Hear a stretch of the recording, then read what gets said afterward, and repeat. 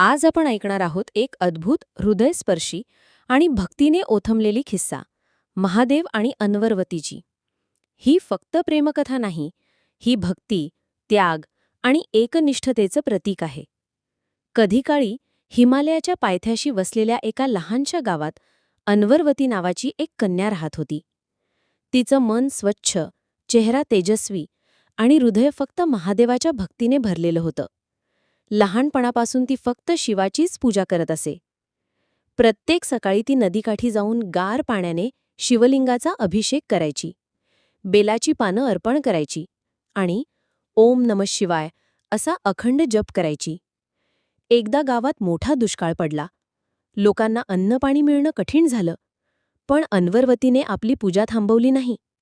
ती उपाशीपोटी असली तरी महादेवासाठी फुलं आणि बेलपान घेऊन मंदिरात जायची. तिच्या या भक्तीने कैलासावर बसलेल्या महादेवाचा हृदय हलले. पार्वती मातेनं विचारलं, स्वामी, ही कन्या इतकी भक्ती करत आहे, तुम्ही तिची भेट का घेत नाही? महादेव फक्त स्मित करून म्हणाले, योग्य वेळ आल्यावर मी भेटेन. एका संध्याकाळी जेव्हा अन्वरवती मंदिरात दीप लावत होती, एक योगी तिच्या समोर आला. साध्या वस्त्रात, डोळ्यात अपार करुणा आणि कपाळावर त्रिपुंड लावलेला. तो म्हणजे स्वतः महादेव, पण मानव रूपात. योगीनं विचारलं, कन्ये, तू रोज एवढी पूजा का करतेस? अन्वरवती हसून म्हणाली, ही पूजा माझा प्राण आहे. माझं मन, माझं आयुष्य सगळं महादेवाचं आहे. त्यांच्याशिवाय मी श्वासही घेऊ शकत नाही.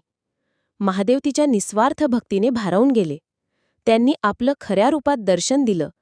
तेजस्वी जटा, गळ्यात नाग, हातात त्रिशूल आणि कपाळावर चंद्रकोर. अन्वरवती त्या दैवी तेजाने अश्रूंनी भरून गेली. महादेव म्हणाले, अन्वरवती, तुझी भक्ती, तुझं प्रेम आणि तुझा त्याग मला बांधून ठेवतो. मी तुला वचन देतो, जन्मोजन्मी तुझा रक्षणकर्ता आणि सोबती राहीन.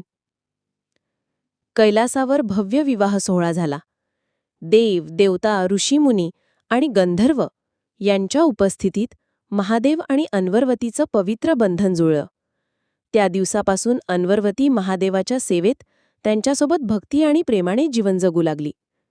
मित्रांनो, ही कथा आपल्याला शिकवते, जर आपलं प्रेम निस्वार्थ, शुद्ध आणि सातत्यपूर्ण असेल, तर देवही आपल्या हृदयात स्थान देतात.